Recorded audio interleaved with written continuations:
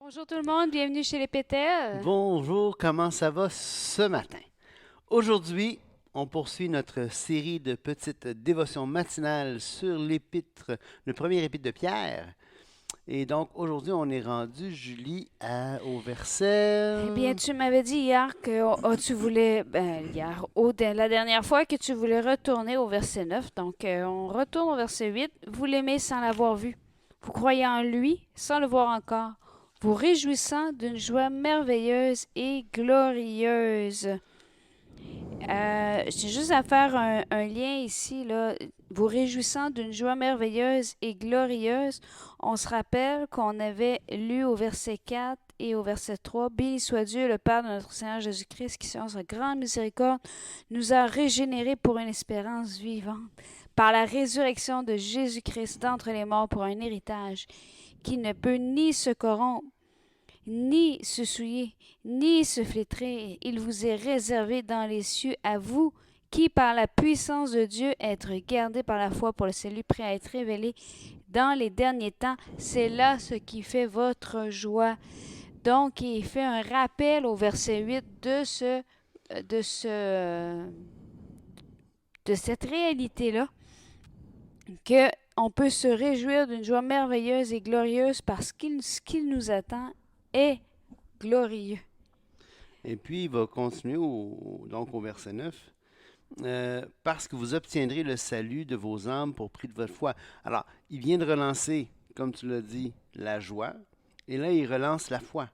Parce que la régénération, la condition pour laquelle Dieu va nous régénérer, c'est notre foi. Alors, il faut comprendre les deux parties ici. La partie humaine qui est de rencontrer la condition imposée par Dieu qui est de croire, et l'action divine qui, lui, lorsque la condition humaine est rencontrée, il régénère. On a aucune part à jouer dans la partie divine de l'équation. On a un rôle à jouer dans la partie humaine qui est de dire, ben, je rencontre la condition imposée par Dieu, souverainement imposée par Dieu, c'est-à-dire que Dieu n'a pas demandé à personne d'autre qu'à lui-même de dire, ben, moi, c'est ça que je veux imposer comme condition. Et c'est la foi. Et donc, pour prix de votre foi, on a le salut de nos âmes. Et là, les prophètes qui ont prophétisé touchant la grâce qui vous était réservée ont fait de ce salut l'objet de leurs recherches et de leurs investigations. Ils voulaient sonder l'époque et les circonstances marquées par l'Esprit de Christ qui était en eux et qui attestait l'avance des souffrances de Christ et la gloire dont elles seraient suivies. Alors, évidemment, dans l'Ancien Testament, il y a plus de 300 quelques prophéties qui prédisent hein, la, la- la naissance, la vie, la mort de Christ, le fait que dans Ésaïe 53, les iniquités, le châtiment qui devait retomber sur nous est tombé sur lui, il a pris notre châtiment. Et donc, toute cette réalité-là de Christ prophétisée dans l'Ancien Testament, et n'oubliez pas, la Septante, qui est la version grecque de l'Ancien Testament, elle a été écrite 250 avant Jésus-Christ. Donc le plus tard possible que ces prophéties-là auraient pu être données, ils sont dans la Septante. C'est 250 ou à peu près.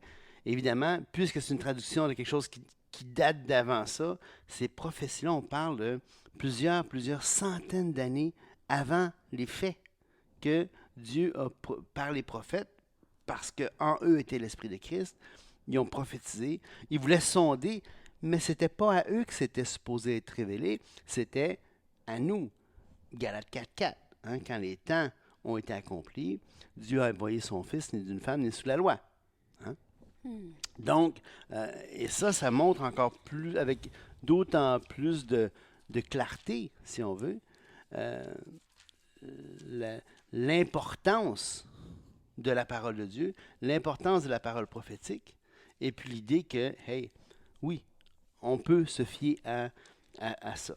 Et donc, euh, Mais je pense que quand il dit et qui attestait davantage d'avance les souffrances de Christ et la gloire dont elles seraient suivies, ça vaut quand même la peine de prendre un exemple puis d'aller puiser un peu dans l'Ancien Testament pour voir ben, c'est quoi ces prophéties qui annonçaient d'avance. c'est qu'est-ce qui a été écrit. Et je pense qu'un des exemples qui me vient le plus facilement en tête et qui est le plus, comment je pourrais dire ça, le Clair. plus facile Ouais. à interpréter, si on veut, ce serait le passage de Isaïe. Qui a cru à ce qui nous a été annoncé? Qui a reconnu le bras de l'Éternel? Il s'est élevé devant lui comme une faible plante, comme un rejeton qui sort d'une terre desséchée. Il n'avait ni beauté, ni éclat pour attirer nos regards, et son aspect n'avait rien pour nous plaire.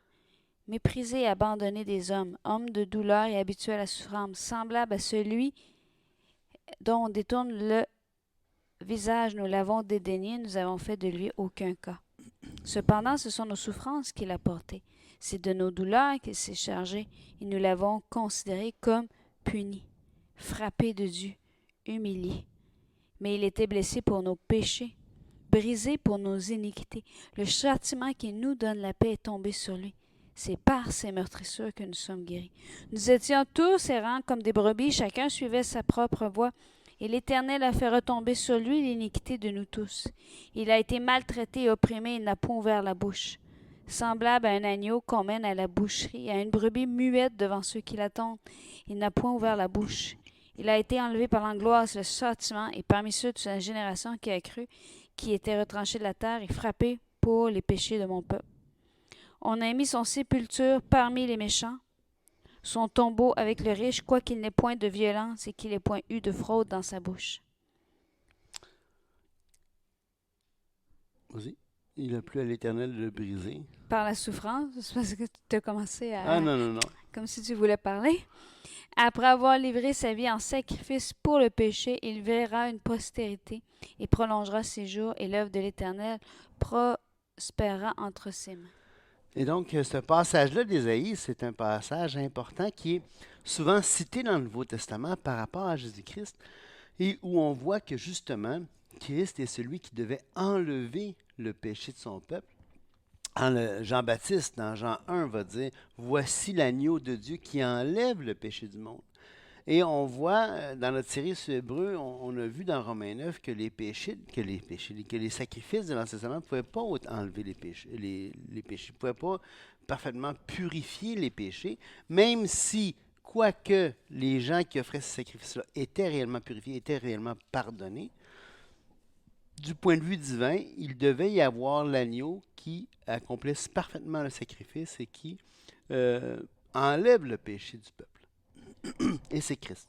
Et on a un autre passage qui est intéressant aussi, juste pour en voir un autre, c'est « Et toi, Bethléem Ephrata, petite entre les milliers de Juda, de toi sortira pour moi celui qui dominera sur Israël et dont les activités remontent aux temps anciens, au jour de l'éternité. » Donc ça, c'est une très belle prophétie qui est facile à voir, à comprendre. C'est qu'il est en train de prophétiser l'endroit où est-ce que Jésus va naître. Le Messie devait naître de Bethléem. Et ce qui est intéressant, c'est que de son lien familial à l'endroit où est-ce qu'il restait pendant la grossesse, il n'aurait pas dû naître à Bethléem. Mais il y a eu un recensement. Ouais. Et la famille a dû se rendre à Bethléem, dans la région paternelle, pour... C'est ça? Ouais. Pour pouvoir... parce qu'on dirait que tu Non, questionnes non, ce que non, je non, dis de ta absolument. posture. Pour pouvoir participer au recensement. Et c'est pour ça que Jésus est né à Bethléem. Donc, pour revenir à notre épître de Pierre, les prophètes qui ont prophétisé touchant la grâce qui nous était réservée ont fait de ce salut l'objet de leurs recherches, de leurs investigations. Excusez. Évidemment, ces gars-là, hein, ils avaient ces prophéties-là, mais ils ne pouvaient pas faire plus que ça parce qu'ils ne connaissaient pas l'objet de ces prophéties-là. Vous savez, on a vu des prophéties qui sont claires, mais quand même, pour quelqu'un qui n'a pas le regard des événements qui se sont accomplis, on peut se poser, tu vois cette vision-là ou tu as cette prophétie-là, tu te dis, mais qu'est-ce que ça veut dire? Qu'est-ce que c'est lui qui va ôter, qui va être frappé pour les péchés du peuple? Comment ils veulent sonder ça. Ils voulaient sonder l'époque et les circonstances marquées par l'Esprit de Christ qui était en eux et qui attestait d'avance les souffrances de Christ et la gloire dont elles seraient suivies. Quand je lis ça, je pense un peu aux rois mages. Ouais, Parce que les rois mages faisaient partie de ces gens-là qui sondaient les époques, qui sondaient les cieux, qui sondaient pour voir qu'est-ce qui se passait, puis si les prophéties étaient pour être réalisées. vraiment. D'ailleurs, c'est pour ça qu'ils ont pu expliquer au roi quel était l'enfant qui était à naître et qu'est-ce Ouais. qui se passait de si extraordinaire grâce à cette étoile-là. Il leur fut Pas révélé, grâce à cette étoile-là, mais sous cette sous étoile-là. il leur fut révélé que ce n'était pas pour eux-mêmes, mais pour vous, qu'ils étaient les dispensateurs de ces choses, que vous ont annoncé maintenant ceux qui vous ont prêché l'Évangile par le Saint-Esprit, envoyés du ciel et dans lesquels les anges désirent plonger leur regard. Alors, c'est pas seulement les prophètes qui veulent comprendre, les anges aussi, ils veulent comprendre parce que c'est inusité pour les anges. Hein? Le Créateur s'est incarné. Attends un instant, là. Habituellement, les anges pouvaient apparaître sous forme humaine aux êtres humains. Mais là, Dieu n'est pas apparu sous forme humaine, il est devenu homme. Imaginez-vous, là, même les anges, c'est étonnant pour eux, pour ces êtres-là. Et là, on voit que les autres aussi veulent plonger le regard. Et nous, on a accès à ça. C'est assez remarquable. C'est pourquoi saignez les reins de votre entendement, soyez sobre et ayez une entière espérance dans la grâce qui vous sera apportée lorsque le Jésus-Christ apparaîtra. J'aimerais aussi parler sur le Vas-y. verset 12. Ça dit, c'est intéressant, ça dit ceux qui vous ont prêché l'Évangile par le Saint-Esprit dans lesquels les anges désirent plonger le regard. Ça me fait penser au passage dans Éphésiens. Absolument. Quand Paul parle de lui-même en disant « À moi qui suis le moindre de tous les saints ». Cette grâce a été accordée d'annoncer aux païens les richesses incompréhensibles de Christ. Donc, Paul est en train de dire, j'ai eu cette grâce-là, non seulement d'être sauvé, mais la grâce d'annoncer ce salut-là. Et de mettre en lumière le moyen de faire connaître le mystère caché de toute éternité en Dieu qui a créé toutes choses. C'est pourquoi les dominations et les autorités dans les lieux célestes connaissent aujourd'hui par l'Église la sagesse infiniment variée de Dieu, selon le dessein éternel qu'il a mis à l'exécution par Jésus-Christ notre Seigneur. En lui nous avons, par la foi en lui, la liberté de nous approcher de Dieu avec confiance. Quel beau passage qui résume, premièrement, le fait que c'est Dieu qui a pourvu à tout, mais que c'est par la foi qu'on y a accès. Et que c'est, même si c'est par la foi, c'est en lui qu'on a ce salut. Et cela ne dépend pas ultimement de nous, même si notre part est essentielle pour que ça soit fait.